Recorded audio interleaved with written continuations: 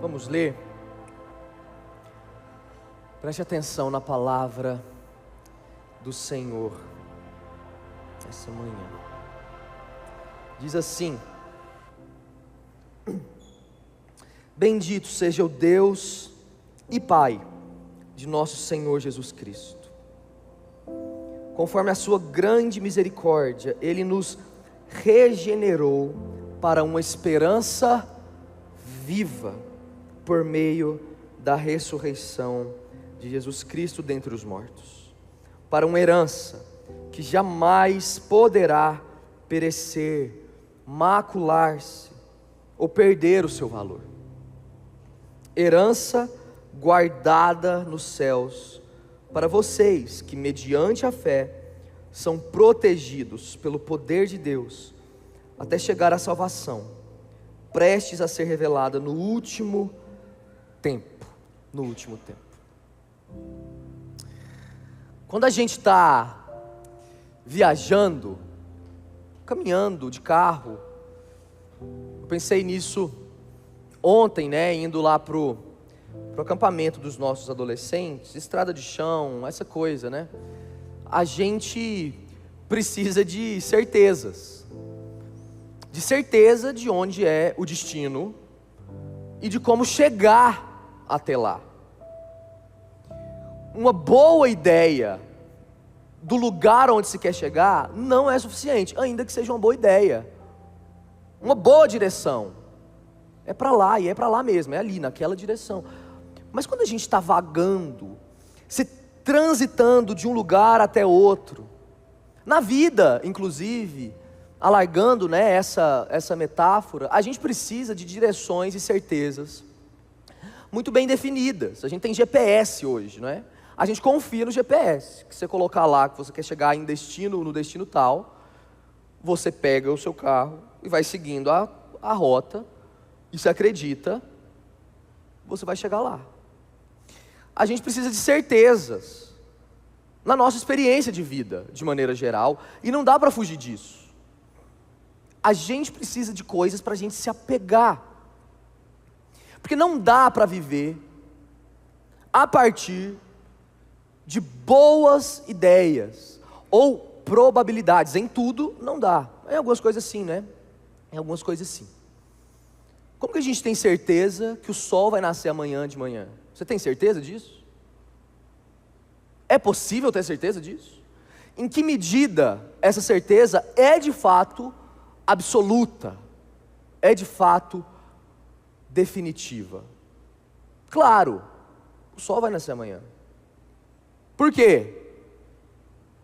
Quem que deu essa garantia para a gente? Não tem não, você já parou para pensar? Mas uma expectativa de que a gente pode, e aí são duas coisas em relação às certezas, A gente pode confiar por causa da experiência. Então, experiência, uma coisa que se repete, que você provou, aliada à confiabilidade daquilo, do objeto. Quando você junta esses dois elementos, a gente diz que a gente tem certeza, mas é difícil ter certeza de alguma coisa. Vai que o sol não nasce amanhã, como que vai ser, hein? Inédito, Inédito. Você já viu, Na história o sol inclusive já parou. E todo mundo tinha certeza que o sol não para. Certezas são importantes. Mas poucas coisas são certas de fato.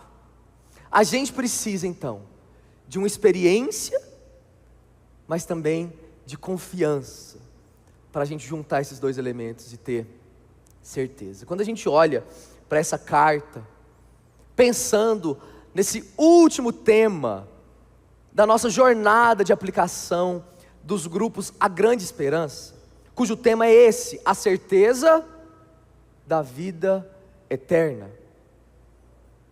A gente olha para o que Pedro, apóstolo, Simão Pedro, está escrevendo nessa carta especificamente, mas também na sua segunda carta, uma carta geral, uma encíclica, uma carta circular para várias igrejas, para vários grupos, onde o caminho de seguir a Jesus já estava florescendo. A certeza era uma coisa muito importante.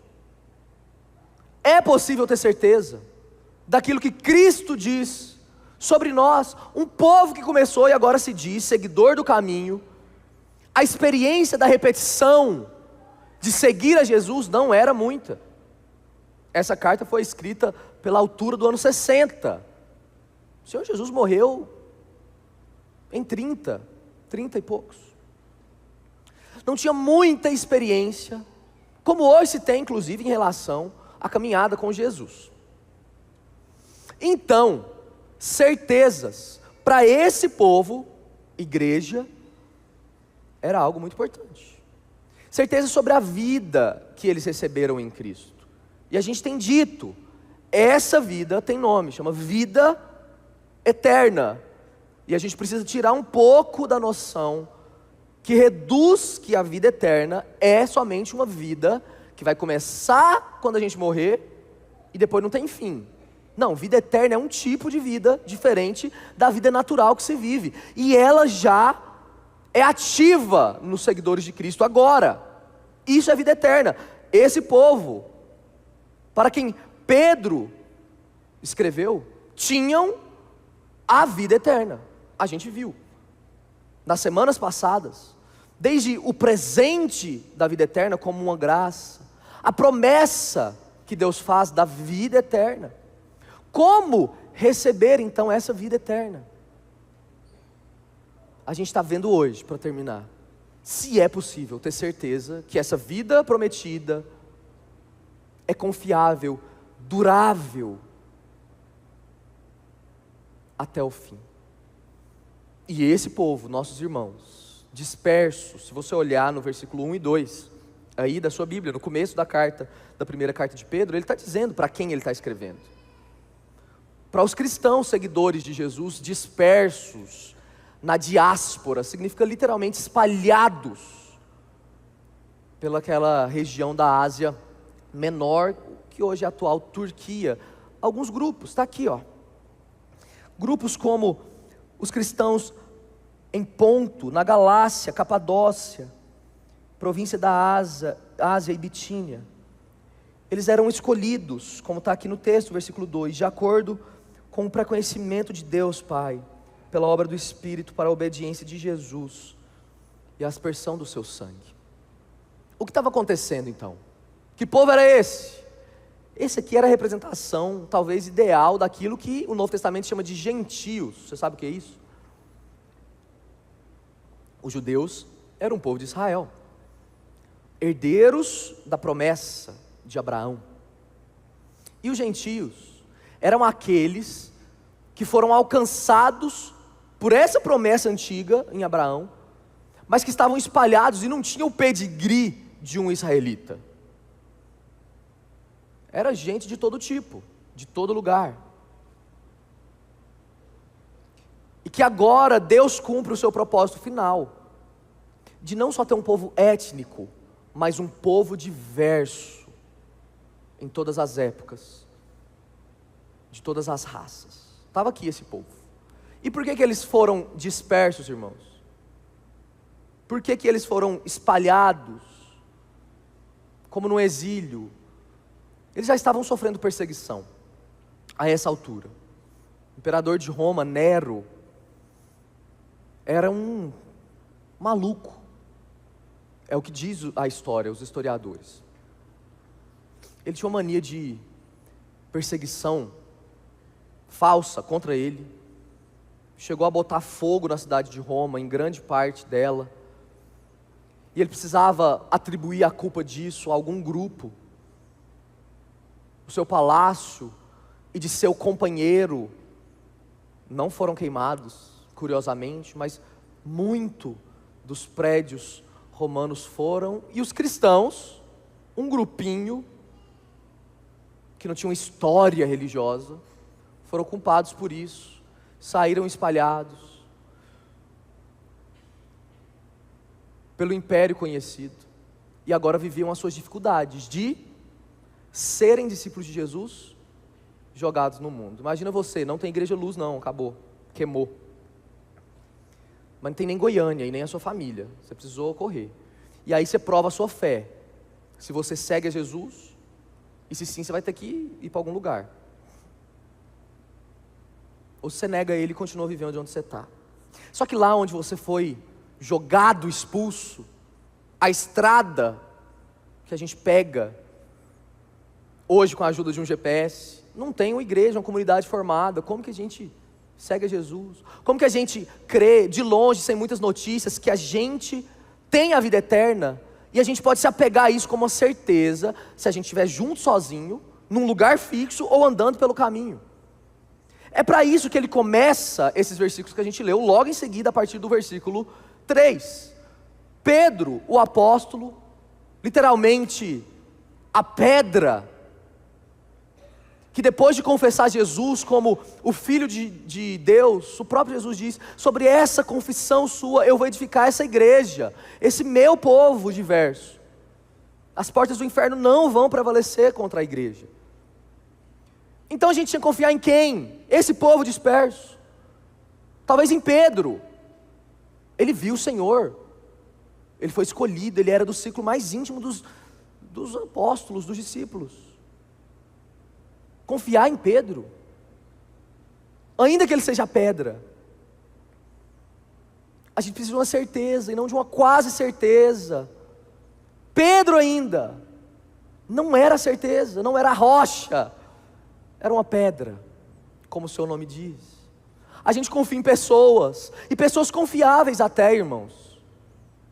A gente confia na gente, a gente confia numa sensação de que aquilo que a gente construiu durante a vida, porque dá sinais, lembra daquilo? Uma experiência repetitiva, dá sinais de que a gente pode confiar, e a gente se apega a isso como uma certeza, que pode trazer vida para a gente.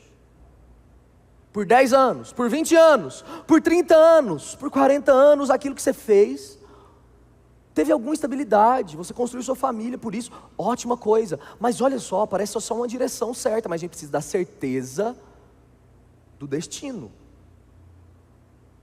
Em quem confiar?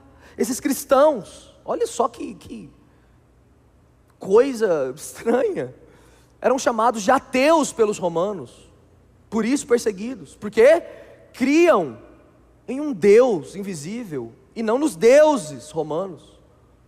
Eles eram ateus, vamos perseguir eles.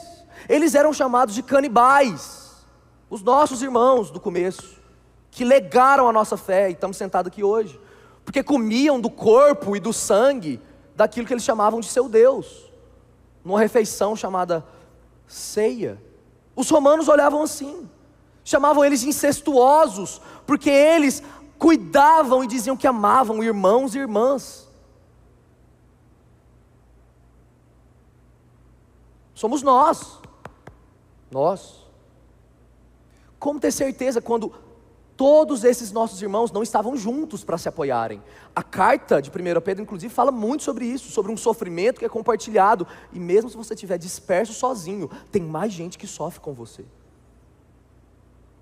É preciso de uma certeza, certezas que dão fundamento para nós. E é assim que a gente encerra essa jornada, como eu disse, que nos aponta para como a gente compartilha o evangelho com amigos e amigas, mas também como fortalecer a nossa própria fé. Pedro encoraja esses seguidores de Jesus, e também encoraja a gente essa manhã, dizendo algo muito simples, nesses 3 versículos que a gente leu: o que Deus fez, e qual é a resposta, o impacto disso, ou os efeitos disso para nós.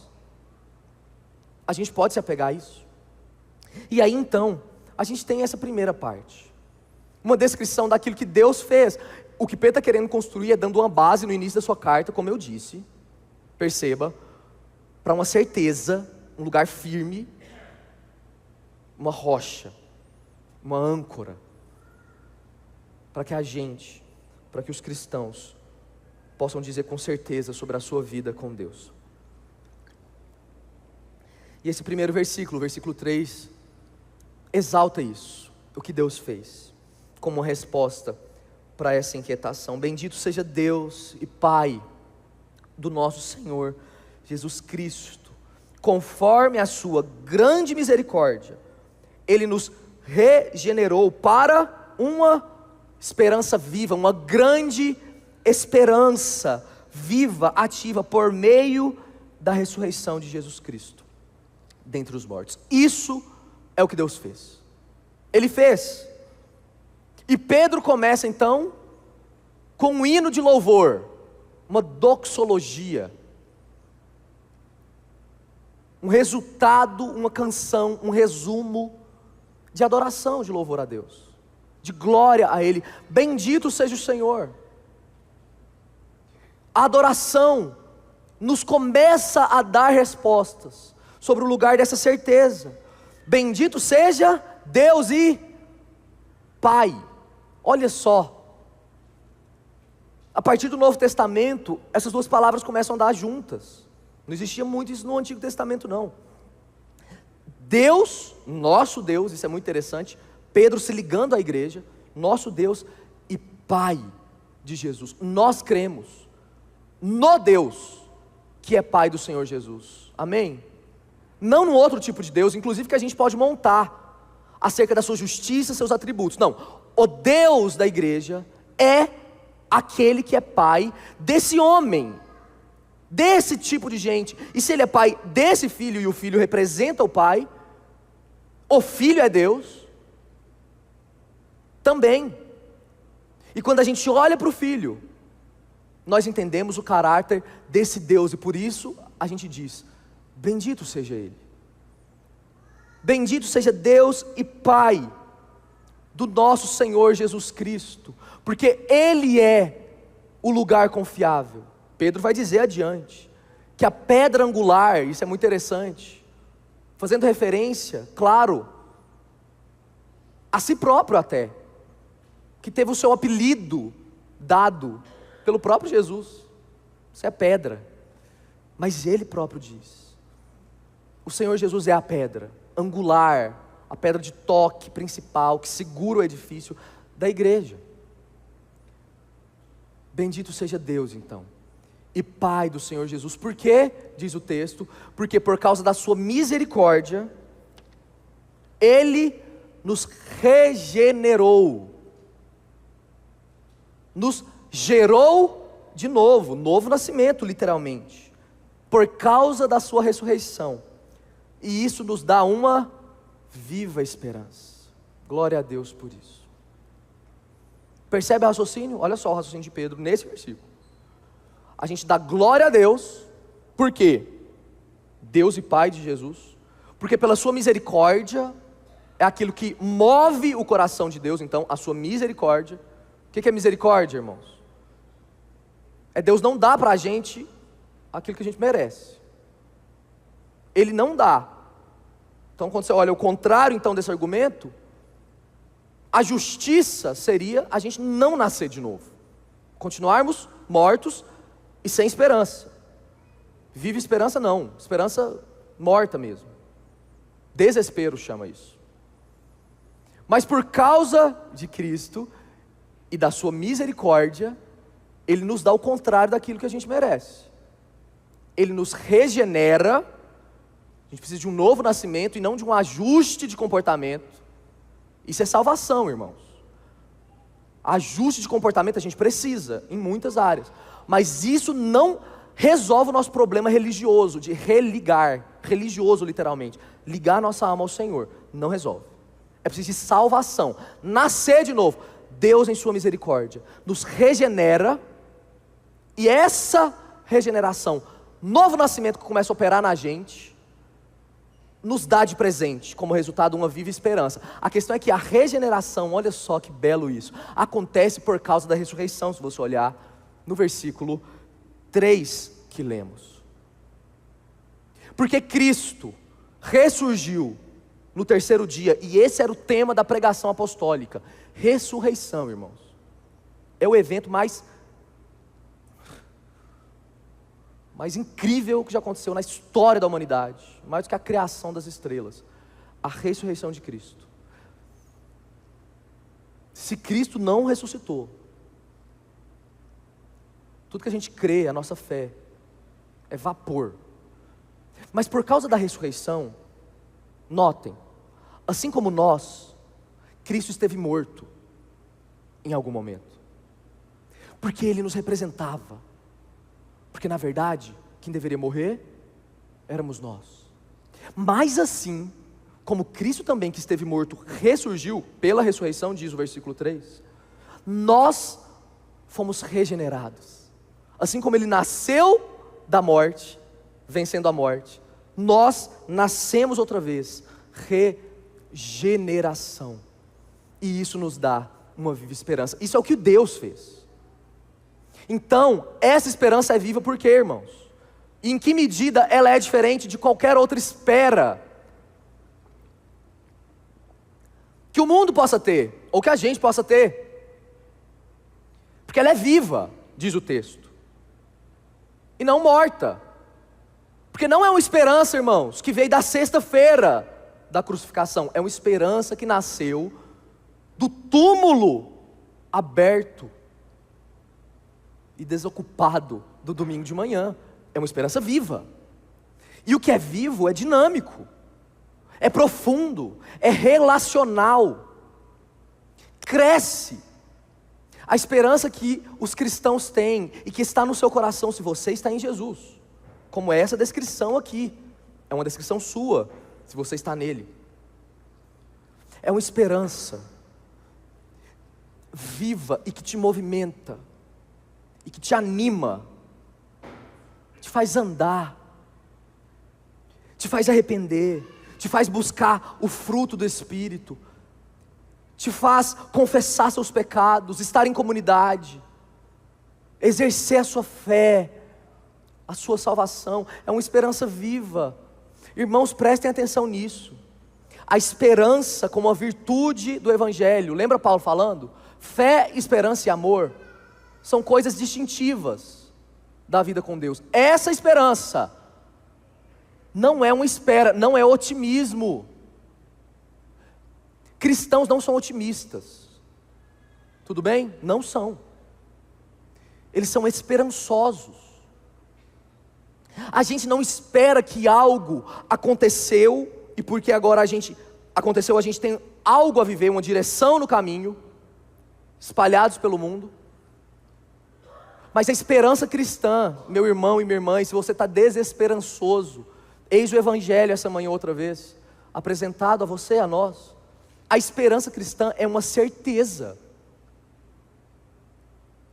É como se te colocasse já no seu destino, só que você não chegou lá.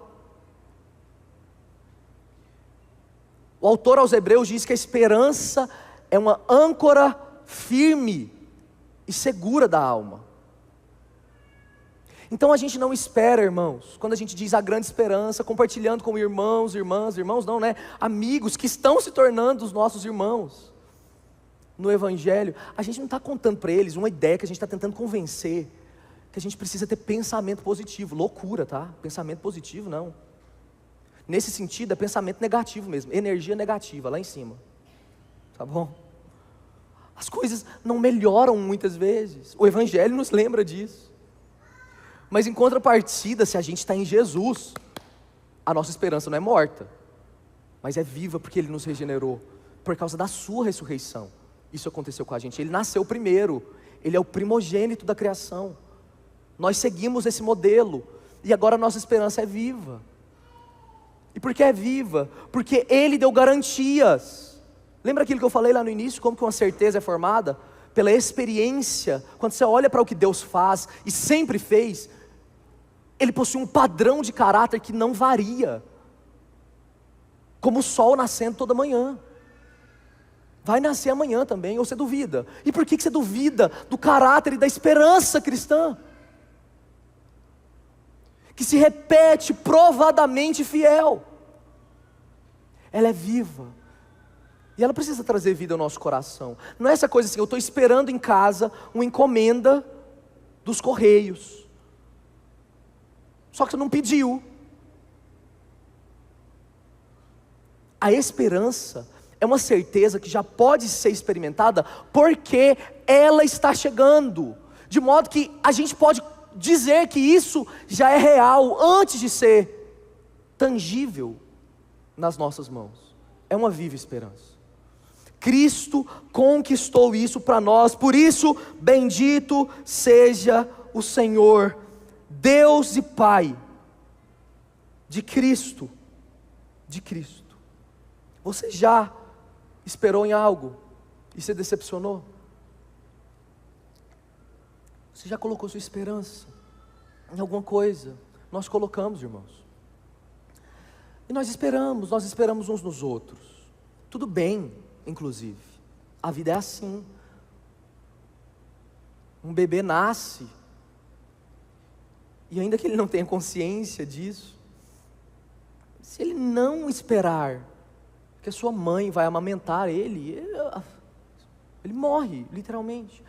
A nossa vida é amarrada por esperas e expectativas.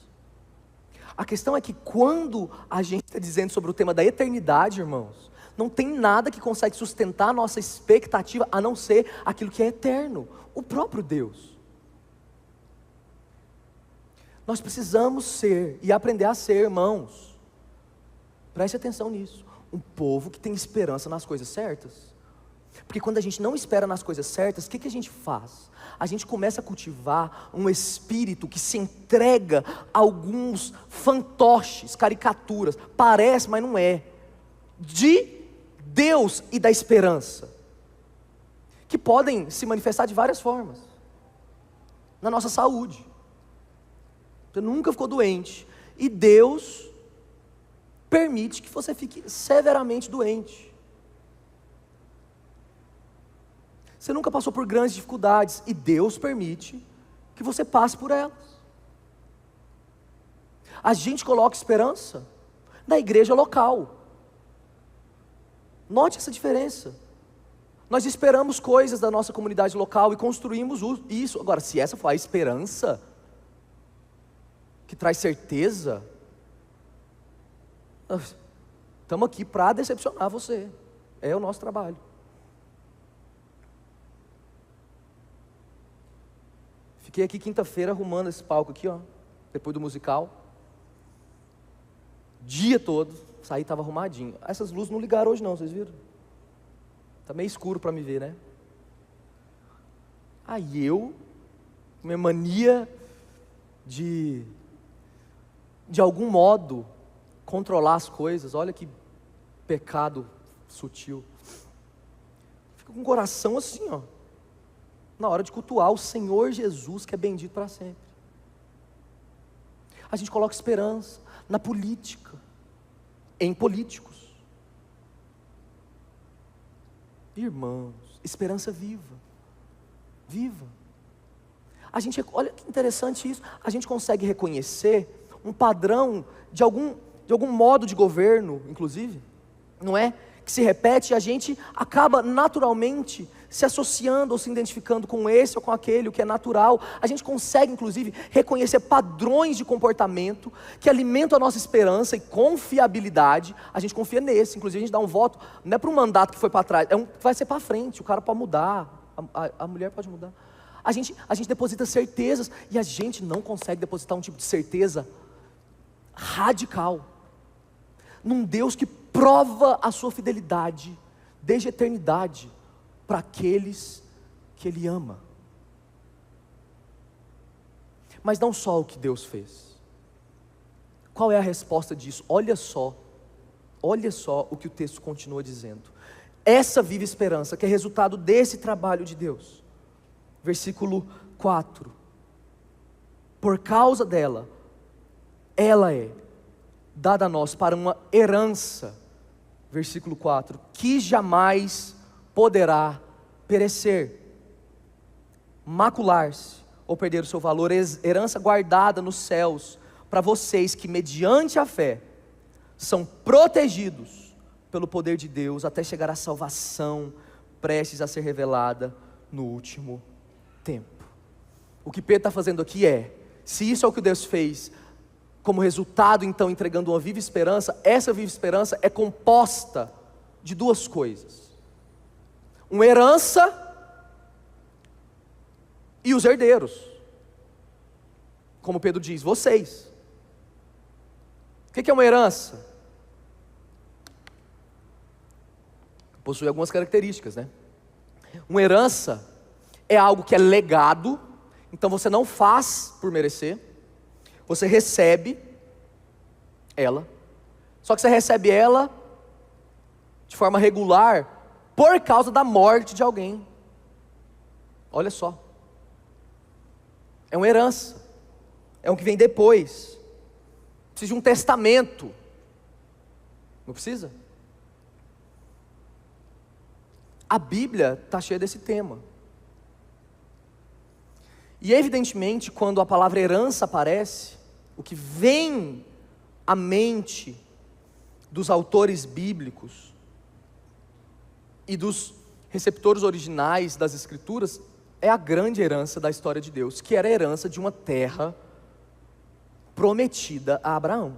Essa era a grande herança. Deus disse para Abraão, Gênesis 12 em diante, lá no começo: eu estou prometendo para você como herança uma terra, e eu vou dar para a sua descendência. Abraão não conseguiu essa terra, porque era uma herança, era para depois. Herança precisa de morte, precisa de testamento. O povo de Deus ansiava, e na verdade, esse era o grande objetivo do povo de Israel, uma terra. Porque tendo uma terra, a gente é um povo, com identidade, com história, precisava de uma terra. E quando Pedro então coloca aqui que Deus, por causa dessa viva esperança, nos dá uma herança, e a gente vai ver aqui, a gente leu as características dessa herança, o que ele está dizendo é, Cristo, que é o verdadeiro e bom Abraão, morreu, e agora vocês receberam um presente. Quando você lê o texto, o fluxo sintático, né, o fluxo do texto, traz essa resposta. Essa viva esperança é composta dessa herança. Herança. A gente pode ter certeza. Deus dá para você, irmão e irmã, para a igreja, uma herança. Todo mundo quer ser herdeiro, né? É bom, é bom. A gente quer trabalhar para isso, mas a herança não fica muito para a gente. Vai ficar feliz quem vem depois de nós.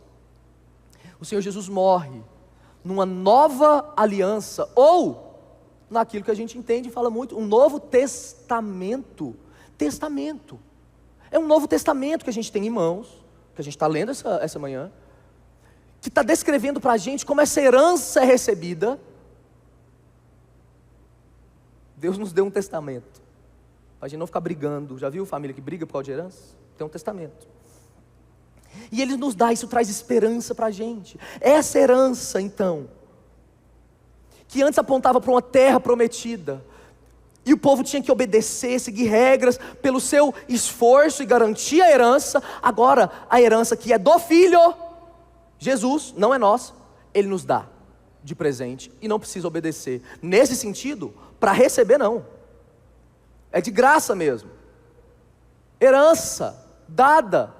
A terra, o lugar de estabilidade, irmãos, de certeza, como nós estamos falando, que para Israel era a terra de Canaã, agora em Jesus, que é o Filho de Deus, é dada de graça para a igreja.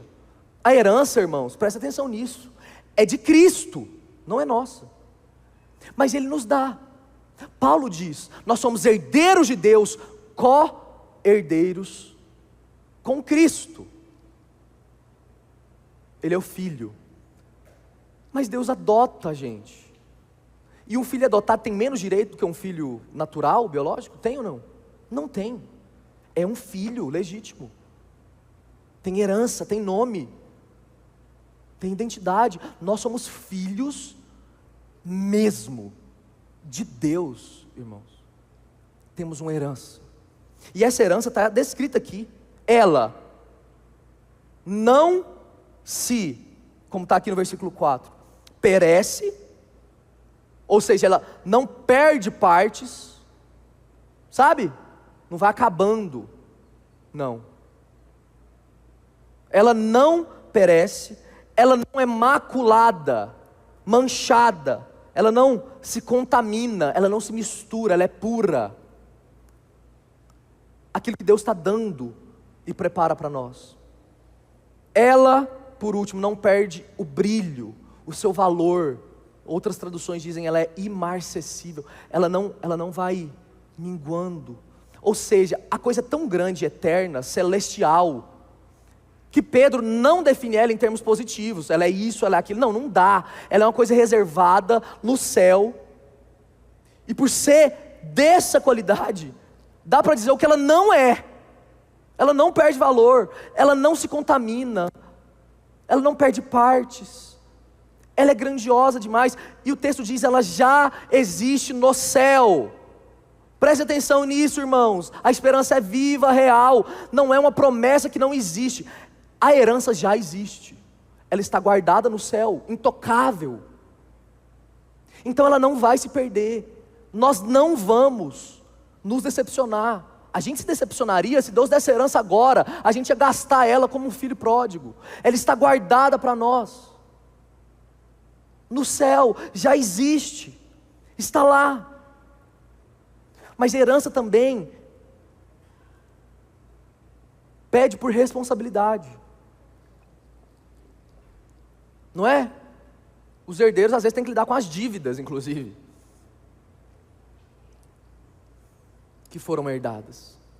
Deus não deixou dívida para a gente. Glória a Deus. Quando Ele tomou aquele cálice lá, o Senhor Jesus, Ele tomou até a última gota. Sobrou nada para nós não.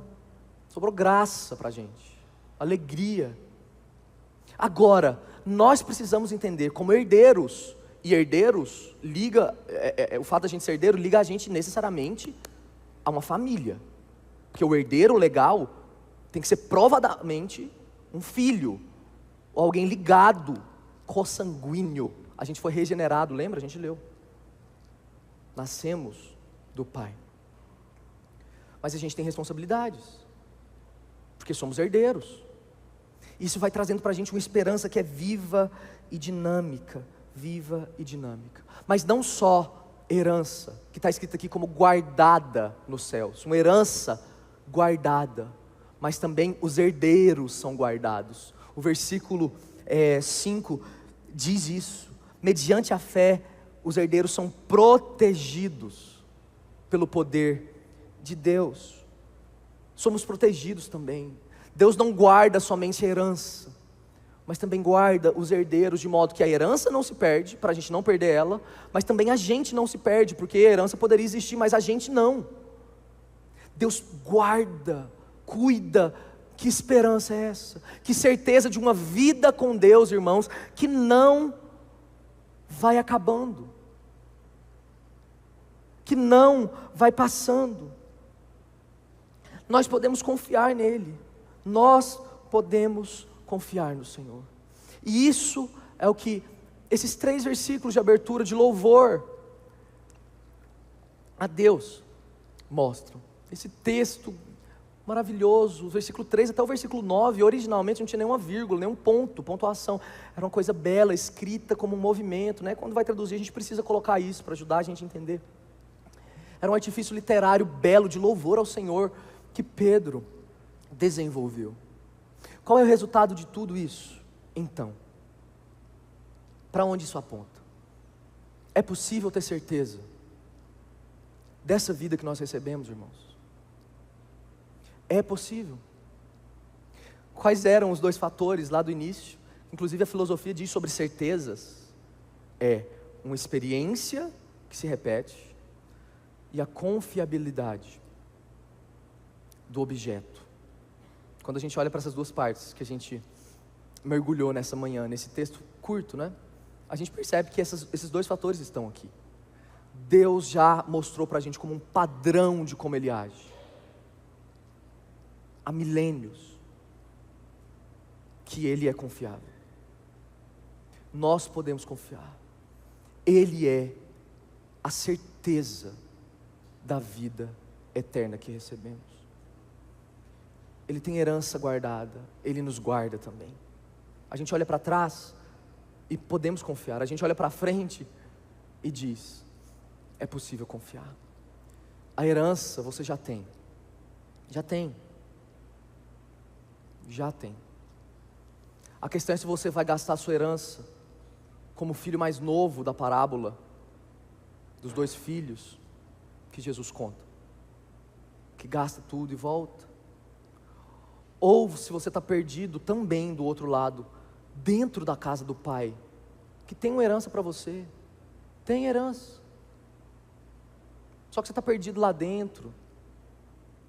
Você não pediu a sua herança, mas você não tem o coração do Pai. Nós podemos ter certeza. E aquela pergunta, você tem certeza da sua salvação? Sabe? Como a gente responderia? A gente pode responder com um sonoro sim, eu tenho. Por quê, irmãos? Porque isso não tem a ver com a gente. Não tem a ver com o que a gente faz. Note, bendito seja o Deus e Pai, que por causa da ressurreição dEle e misericórdia dEle, Ele nos faz nascer de novo, Ele nos dá uma viva esperança. E essa viva esperança é uma herança que Ele guarda, mas Ele não guarda só a herança, Ele guarda também os herdeiros, até o dia da salvação completada por Cristo Jesus. Então a gente pode dizer com um coração humilde, mas muito firme: eu tenho certeza da vida que eu recebi. Porque aquilo que Deus faz é confiável. A esperança é uma âncora firme. Porque se dependesse de mim, da minha capacidade de ter uma herança ou de ser um herdeiro, de nascer e fazer vida dentro de mim, não tinha certeza de vida nenhuma, tinha certeza de morte. Mas é possível a gente experimentar isso. E note, não é um assunto secundário. Ter a certeza da vida eterna em nós nos impulsiona para uma vida dinâmica de seguir a Jesus. Certeza da fé não é para trazer descuido. Já que eu tenho a vida eterna, agora eu vivo do meu... Não, você está provando se é assim que você é o filho mais velho, que fica dentro da casa do Pai e perdeu o coração do Pai de vista. A certeza da vida eterna nos dá coragem, alegria, incentivo para obedecer mais. Uma vida de gratidão, e prova quem a gente é, que a gente é herdeiro de Deus. Nós podemos ter certeza. É isso que a doutrina reformada, a nossa doutrina, chama de perseverança dos santos. Pedro chamou essa igreja espalhada de santos. A igreja é santa, separada pelo Senhor. Nós lemos no início desse culto: geração eleita, povo exclusivo de Deus. Os santos perseveram, e então eles alcançam o resultado final da salvação, não por eles, mas porque aquele que começou a boa obra na igreja há de completá-la, até o dia de Cristo Jesus. Deus não faz as coisas e abandona no meio, como a gente faz. Nós podemos confiar e ter certeza, e isso então traz estabilidade para a gente. E quando a gente compartilha o Evangelho, como estamos fazendo como igreja, nós podemos dizer isso. Quando se recebe a vida, essa vida, esse tipo de vida, acabou. É para sempre. E a gente pode descansar. Nós fomos salvos uma vez. E isso é para sempre. Mas nós também, em alguma medida, estamos sendo salvos, mas também seremos salvos. A salvação é uma coisa só, uma ação objetiva de Deus. Mas enquanto a gente está disperso pelo mundo, caminhando na estrada com o GPS, não com uma boa direção, como eu disse no início, é para lá a salvação. Não, a gente tem certeza, porque a gente conhece o caráter desse Deus. Ele disse que é lá, então é lá o destino. Durante essa caminhada, Deus vai nos salvando, e como diz o apóstolo Pedro no final desse versículo 5, Ele vai protegendo a gente até chegar à salvação, prestes a ser revelada no último tempo. Lá no final,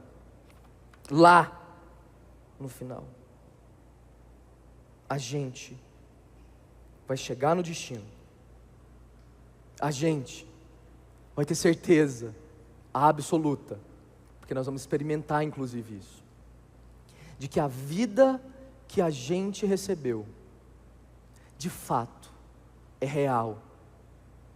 É real. Irmãos, por que nós não vivemos essa vida? Que é certeza, já agora, e não só depois, porque lá depois você vai saber, se você tem dúvida, que de fato ela é e sempre foi uma vida eterna dada a você. Por que antes disso, já agora, nós não experimentamos de um tipo de vida que vive não com dúvidas, mas pela certeza de que nós podemos confiar no Senhor? Você confia no quê? Ou melhor, você confia em quem? Essa manhã, esse dia, terminando, só como um projeto, não é? Mas não como estilo de vida, não mesmo, mas como um projeto, uma campanha, esse tempo de a grande esperança. Como que a gente sai? Como que a gente sai desse processo, irmãos? O que você viu e experimentou, seja menos ou mais, como a gente falou desde junho, lançamos no começo de agosto, você experimentou de Deus, e de como essa vida pode fluir através de você, porque você tem ela com certeza, para outras pessoas. Uns aqui estão caminhando ainda, outros caminharam com outras pessoas, uns já colheram, uns estão plantando para que outros colham daqui a algum tempo. Esse é o nosso ministério, mas tudo isso acontece, meus irmãos, Igreja Luz, porque nós temos uma viva esperança. Esse é o povo do Senhor, esse é o povo do Senhor, andando altaneiramente, em lugares altos, com as pernas firmes, com o coração entregue ao Senhor. Somos herdeiros, irmãos, do Senhor. A gente não é herdeiro do Elon Musk. Se a gente fosse, como que a gente estaria andando na rua? Nós somos herdeiros de Deus e co-herdeiros com Cristo. O que isso significa? Podemos confiar. Essa herança acaba, irmãos. Tem herança hoje em dia de homens ricos, bilionários, que não acabaria durante séculos, não acabaria. Você é herdeiro de Deus. Que herança é essa? E o que ela faz com a gente hoje, na nossa vida? Você crê? Você tem certeza?